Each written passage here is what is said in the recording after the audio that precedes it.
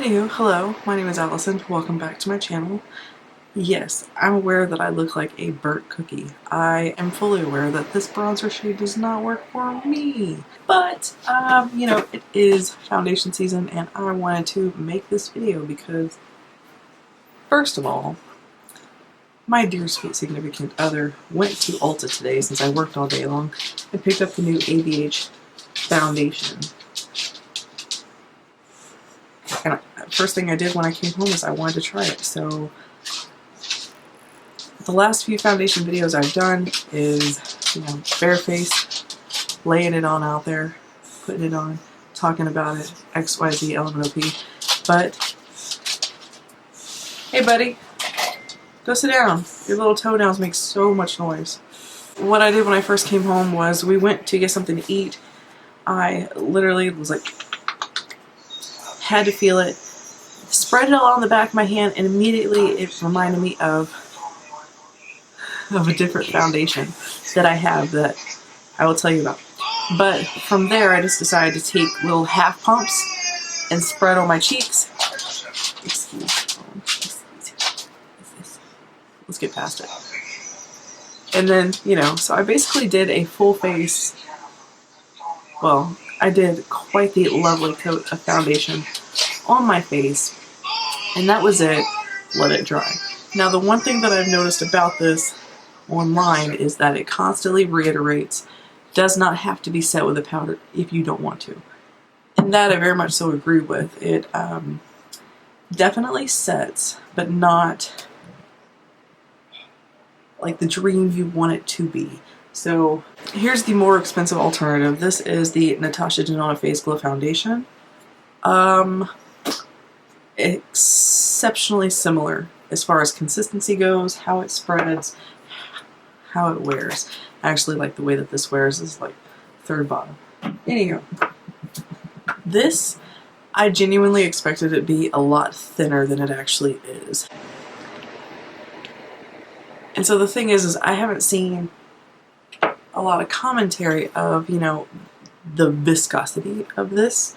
So I don't know if you can really tell from this, but see how thick this is? And it's definitely like medium buildable coverage. So right off the bat I was really impressed with how it filled everything in on my hand, and that's what made me just like slather it on. But they're heavily recommending that this goes with a brush. I haven't seen any kind of notification with a sponge, anything like that. And this is the exact same way.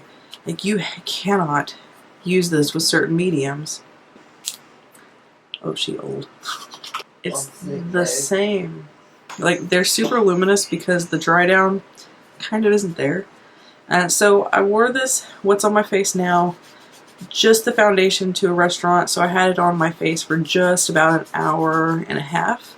But my main curiosity was to see if it goes into those same smile lines. If you've watched like my foundation videos before, that's a big deal to me. I don't want it to get in there. I don't want it to be like in this area or, you know, this area, or just crackling crease in between. So I came home and I noticed that in those lines there was no foundation. So the more I did this, product didn't gather there, it was completely gone. And so when I was at home I decided to... Is that Hanson? So I decided to bronze, and bronzing I did. Jesus Christ, I went overboard with the bronzer. This is the Sunkissed Bronze by Cover FX. Too dark for me. It's too dark for me. And now here we are, I look like a toasted cookie. The other thing I did use was this, the Makeup Forever foundation powder.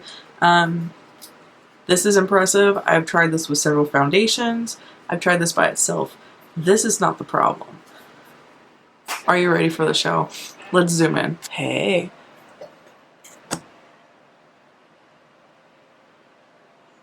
Separation here.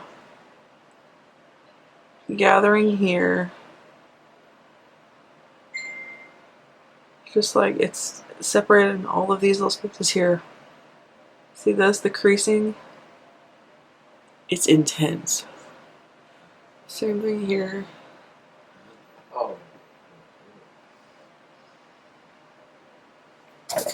And so, you know, out of the Urban Decay Stay Naked and the Pat McGrath that I've tried recently, the one thing that kills me is when I touch my face. So, get ready for this.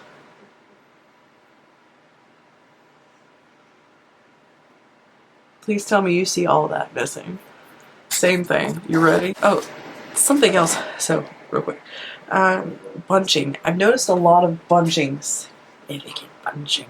I don't know. I feel like I just look older.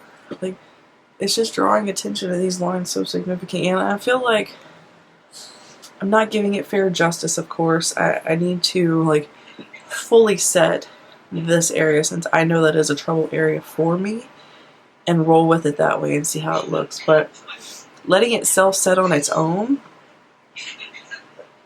was a joke. I'm genuinely impressed by the way the Pat McGrath wore, even though it was a little tacky. It still layered very well and didn't move off my face. Same thing with the Stay Naked. So, take this feedback as what you will. But I wanted to make this and like get this out of here. But, I mean, this part of my skin that doesn't really like move around as much, flawless. Absolutely flawless. But like the way it's sitting right here, it's really kind of just accentuating some of these lines. Like I just slept really good, you know what I mean? I'll show you. This kind of stuff right here. Like the line that goes this way. Like it looks like the palm of your hand, but on your eye. If you're my age, you know what the hell I'm talking about. But I really am just, it just kind of goes to this continental divide situation. All the way right here. I mean, like, I can touch it and get rid of it. See? But it's still a loss of product. Like, you can see a thinner amount of product and there's an actual line there now. Yeah. Obviously, I've got some insecurities about that. I'm just really kind of concerned about this. Watch. You can see a lot of it right here. Gone. I'm going to use my pinky, you guys.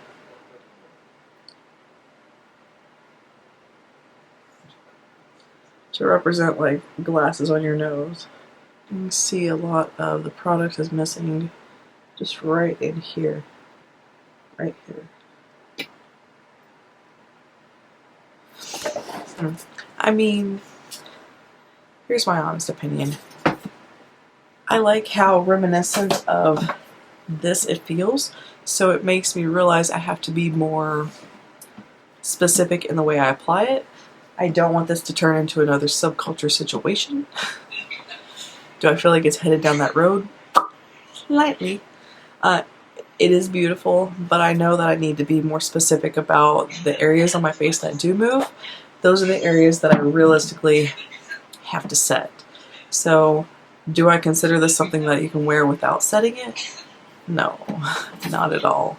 Not at all. Like the past two things that I've tried, 100%. This, no.